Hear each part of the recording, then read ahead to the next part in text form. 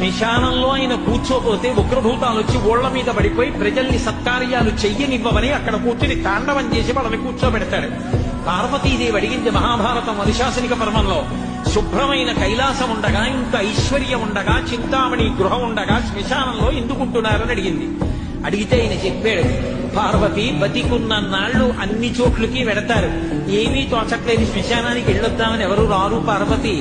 నేనంతవాణ్ణంటాడు, పొడుగ్గా ఉన్నానంటాడు, తెల్లగా ఉన్నానంటాడు, పండితుణ్ణంటాడు, పద్యాలు నాకు నోటికొచ్చంటాడు, ఉపన్యాసం చెప్పగలనంటాడు, నాకు పాటలొచ్చంటాడు, నేను నాట్యం చేస్తానంటాడు, నేను అధికారినంటాడు, నా దగ్గర డబ్బు ఉందంటాడు, నేను పాట పాడగలనంటాడు. ఇన్ని ఉన్నాయనుకున్న వాడిలోంచి ఊపిరి బయటికి వెళ్ళిపోయిన తరువాత వాడిని తీసుకెళ్లి 4 కొత్త కర్రల మీద పడుకోబెట్టి చాప చుట్టి తాడు కట్టి పైన నూలు బట్ట కప్పి తీసుకొచ్చి అన్నీ తీసేసి కర్రల మీద పడుకోబెట్టి కాల్చేస్తుంటే జీవుడు లేచి నిలబడి పుర్రె పగిలిపోయిన తరువాత కన్న కొడుకు కూడా స్నానం చేసి వెళ్ళిపోతుంటే చీకటి పడిపోయాక, అయ్య బాబోయ్ చుట్టూ ఉగ్రభూతాలు, నా వాళ్ళన్న వాళ్ళు లేరు, వీళ్ళని నమ్ముకున్నాను, ఒక్కడు లేడని ఏడుస్తుంటే నేనున్నాను రా అని చెప్పడానికి నేను కూడా లేకపోతే చచ్చిన వాడు 1000 మాటలు చచ్చిపోతారని అక్కడ ఉన్నారు పార్వతి, నా కర్మకాలక్కడలేనని.